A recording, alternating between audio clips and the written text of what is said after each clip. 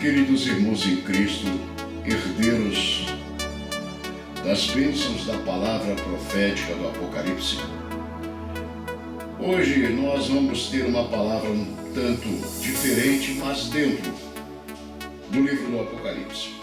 A forma de fazer será diferente, não lá no nosso telão, porque eu quero fazer o melhor, dar o melhor de mim, mas também crer que o Senhor me fará exceder a minha própria capacidade pessoal de trazer a vocês esse estudo. O Senhor tem me abençoado até aqui, isso me alegra muito. Mas há uma coisa que eu gostaria de falar com vocês. É acerca do milênio, acerca dos que estarão no milênio e Satanás preso por esses 1000 anos durante o milênio, para que não engane as nações. O tentador ou enganador estará fora de combate por esses 1000 anos. Mas ao fim dos 1000 anos, ele diz a Bíblia, será solto e sairá a enganar as nações nos 4 cantos da terra. E fala de Gog e fala de Magog. Isso está, Gog e Magog é uma profecia acerca disso, está em Ezequiel. Pois bem, vamos entender a questão. Arrebatamento da igreja. A Bíblia fala de modo farto, o Senhor Jesus de modo direto. Ele mesmo falou de que o arrebatamento será numa hora em que não pensamos. E ele disse para nós estarmos vigilantes, vigiando em oração, em constante comunhão, para evitarmos esse tempo da grande tribulação que virá sobre o mundo. Pois bem, não são todos os crentes que serão arrebatados. É crente estar arrebatado? Não. Os que estiverem, por exemplo, desviados, como nós chamamos historicamente, desviados do Evangelho, desviados da casa de Deus, como filhos pródigos, não serão arrebatados. Mas também haverá outros dentro da casa de Deus, não vigilantes, que também não subirão. E esses, veja, esses filhos de Deus, ficarão para enfrentar o anticristo, o seu governo e a sua fúria. E desses que ficarem, que não estiverem vigilantes para a vinda do Senhor Jesus, alguns acabarão apostatando da fé. Por quê? Porque o tempo da grande tribulação será um tempo de um engano muito grande, especialmente os primeiros 3 anos e meio da falsa paz. E surgirão teorias, surgirão, entre aspas, provas de que a Bíblia está errada. Surgirão fatos tremendos, tremendos. Um dia, eu acredito que farei um vídeo sobre essas coisas com você, ou para você. E muitos perderão a sua fé.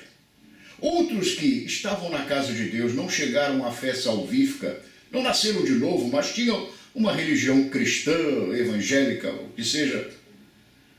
Esses então se deixarão pôr a marca da besta e farão pacto com ela e dirão, realmente a Bíblia estava errada e agora eu posso ver a verdade, e aceitarão a mentira do anticristo como verdade.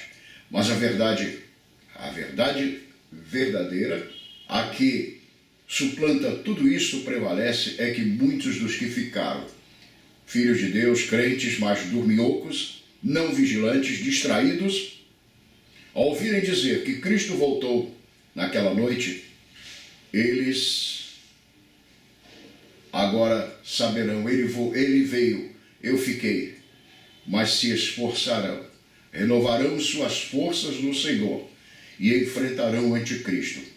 E terão como missão das principais, proteger os judeus que serão perseguidos de um modo duro, muito duro, especialmente duro, uma perseguição sobre Israel, como nunca houve igual, no cativeiro do Egito, de Babilônia, da Síria, pelos romanos, e até mesmo agora recentemente no Holocausto. Os judeus serão o foco principal do anticristo naquela segunda semana de anos. Na primeira, ele os seduzirá, e eles o aclamarão como Messias. Mas quando ele tiver dominado o mundo, ele revelará sua face, e os judeus verão que foram traídos, e reconhecerão nessa traição que mataram o verdadeiro Messias. E se voltarão para o Senhor Jesus Cristo em profunda dor, em grande pranto. E Yeshua os acolherá em amor e os perdoará. E Paulo diz, e assim todo Israel será salvo. É um todo não literal. É judeu, será salvo por ser judeu. Ninguém é salvo por ser judeu, ninguém é salvo por ser evangélico, ninguém é salvo por ser pastor. Mas todos os salvos, esses são salvos por irem à cruz e receberem o poder do sangue. Pois bem, os judeus se voltarão para Jesus. Mas os que ficarem aqui recusarão o pacto com a besta, o assinalamento com 666. Esses estarão na terra, resistindo ao anticristo. Ao fim dos 7 anos, termina a grande tribulação, Jesus volta, enfrenta o anticristo, derrota o anticristo, lança ele, o falso profeta, no lago de fogo e enxofre. Jesus então realiza, instala, melhor dizendo, na terra, um juízo parcial dos bodes e das ovelhas. Por quê? Haverá os que terão feito pacto com o anticristo, participado do seu governo iníquo e precisam ser varridos da terra, banidos da terra, para que então venha o milênio. Feito o juízo dos bodes e das ovelhas, as ovelhas, por exemplo, aos que estiverem à direita do Senhor, posição de honra, o Senhor Jesus dirá, vinde benditos de meu Pai, possui por herança o reino, entrem no reino que está preparado para vocês. E Jesus então instala o milênio. Começam os 1000 anos de paz sobre a terra. E nesses 1000 anos de paz sobre a terra é uma coisa em que eu acredito, eu creio nisto, eu vejo isto na palavra de Deus. O Senhor Jesus Cristo governará sobre a terra, será o 7º milênio. Eu tenho dito já no estudo do Apocalipse que há 6.000 anos de governo humano sobre a terra e resta um milênio, um dia de 1000 anos que será o milênio sabático do descanso, o 7º milênio, que é o milênio do Senhor, em que Jesus reinará sobre a terra e será um tempo de perfeita paz. Não haverá morte, não haverá dor. É por isto, para que haja uma paz perfeita, não haja tentação das pessoas, que para que o milênio se inicie, um anjo descerá do céu da parte do Senhor com uma corrente, uma cadeia, prenderá Satanás e o lançará no abismo, nas profundezas de algum lugar determinado por Deus, que a Bíblia chama abismo, e colocará selo sobre este lugar, no sentido de que Satanás não poderá sair até que esses 1000 anos se completem. Mas veja uma coisa, vamos voltar lá atrás. Pessoas ficaram em seus corpos carnais, humanos como nós temos hoje, essa carne, quando Jesus voltou. Tanto ímpios quanto crentes, que eu chamo de dorminhocos, não vigilantes. Quando o Jesus voltar, derrotar o anticristo, a terra será repovoada no milênio por esses que permaneceram. Nós voltaremos em corpos espirituais que teremos recebido no arrebatamento. Mas haverá os filhos de Deus que entrarão no milênio, que restarão aqueles que foram postos à direita do Senhor porque resistiram ao anticristo. Esses ainda estão em seus corpos naturais ou carnais ou animais, como diz a Bíblia, numa versão não tão adequada. Animais, corpo animal. Mas veja, esses vão repovoar a terra. E no milênio, Isaías mostra isso, nascerão crianças, meninos, meninas. Serão 1000 anos em que essas pessoas em seus corpos carnais terão famílias já constituídas e constituirão família e nascerão pessoas, crescerão, não haverá morte. A Bíblia fala dos velhos de velhice prolongada, os meninos que nascerão. Isaías fala muito isso do reino milenar. Agora escuta uma coisa, se não há tentador se não há tentação, se não há o pecado em si operando na terra no milênio de Cristo. Mas todo ser humano, desde Adão até o último que nascer, precisará ser provado quanto à sua fé, quanto à sua escolha. Precisará, porque a Bíblia diz que não há homem que não peque, mas que fala que todos pecaram, fala também que todos pecaram e estão destituídos da glória de Deus. Todos os homens serão provados, a contar do pecado de Adão, porque somos todos descendência humana de Adão e sua mulher Eva. Então esses que nasceram no milênio também haverão de ser provados. E quando o milênio chegar ao fim, veja bem, aí está a questão, quando o milênio chegar ao fim, Satanás vai ser solto. E a Bíblia diz que ele sairá a enganar as nações.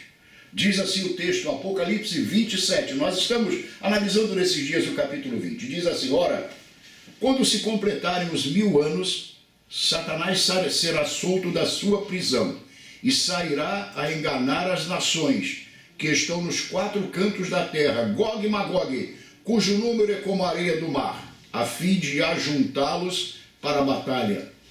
E subiram sobre a largura da terra e cercaram o arraial dos santos, a cidade querida, mas desceu fogo do céu e os devorou. O que significa isto? E é isto que eu quero dizer a vocês. Satanás vai reunir um exército de pessoas. Mas, pastor Onéias, haverá os nascidos no milênio e os que vieram da grande tribulação, os fiéis, serão esses que comporão. Veja bem, os nascidos no milênio precisarão ser provados. Eu disse ainda há pouco.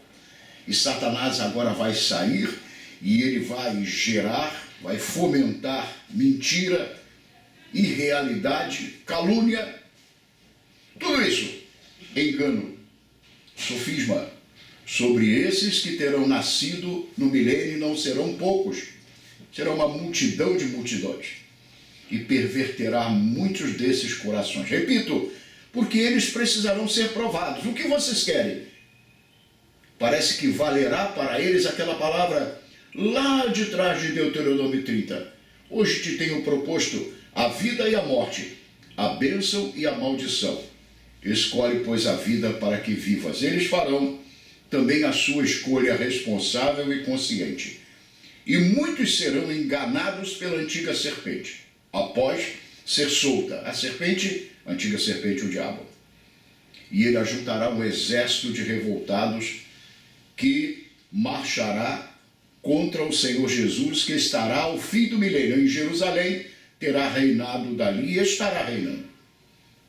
E quando Satanás marchar com esse exército, ajuntar essa legião de revoltosos, esse exército de revoltosos, o Senhor, se eu posso dizer assim, simplesmente desfará o inimigo com o assopro da sua boca novamente. Simplesmente o Senhor vai tomar, o Senhor Jesus Cristo vai tomar Satanás e lançá-lo então no lago de fogo e enxofre. E num ato seguinte, agora restam esses revoltosos, não somente eles, mas restam os perdidos, que vão ressuscitar para a ressurreição da vergonha. Então, derrotado finalmente Satanás, cumprida de modo pleno a sentença original lá do Éden, que nasceria da mulher, a semente da mulher, que esmagaria a cabeça da serpente. Cumprida essa sentença, Satanás no lago de fogo e enxofre, agora sim vem o juízo final. Mas eu disse para vocês que há uma corrente de interpretação, sabendo que serão homens e mulheres, seres humanos, que comporão esse exército derradeiro de Satanás, a última investida do diabo, para tentar derrotar aquele que é inderrotável, o Senhor Jesus. Tem uma corrente que diz que esses serão os perdidos que vão ressuscitar e se juntar a Satanás. Não há base bíblica para isso. A ressurreição dos perdidos nós vamos ver de modo bastante oficial, digamos assim, mais completo na nossa próxima aula. A ressurreição dos perdidos é para o juízo final. Eles serão assim como presos que são tirados de uma carceragem e levados à presença do juiz para o julgamento definitivo pelo crime cometido e então são enviados para o cumprimento da pena. Eles serão trazidos do inferno. E a Bíblia, eu vou falar isso na próxima aula. O mar vai dar os mortos que nele havia. A morte e o inferno darão os mortos que estão lá. E todos serão julgados. Então não há base bíblica para se dizer que são os perdidos que vão ressuscitar para a reação, para a revolta, para isso que virá, essa última investida do diabo. Na verdade, eles vão ressuscitar para a vergonha eterna, para receberem as suas penas, seus pecados serem mostrados. Nós vamos ver isto na próxima aula. Mas eu gostaria de deixar claro a vocês uma coisa. Durante o milênio, crianças vão nascer. Leia Isaías 54, 55, 56. O final de Isaías fala do reino glorioso do Messias, que o leão comerá palha com o boi. A criança pequenininha vai brincar com a serpente. Não é a serpente o diabo. Deus nunca faria isso. E no milênio, criança nem poderá de modo algum brincar com o diabo, porque ele estará preso. Nós falamos isso ainda há pouco, porque a Bíblia diz. É a serpente mesmo o animal.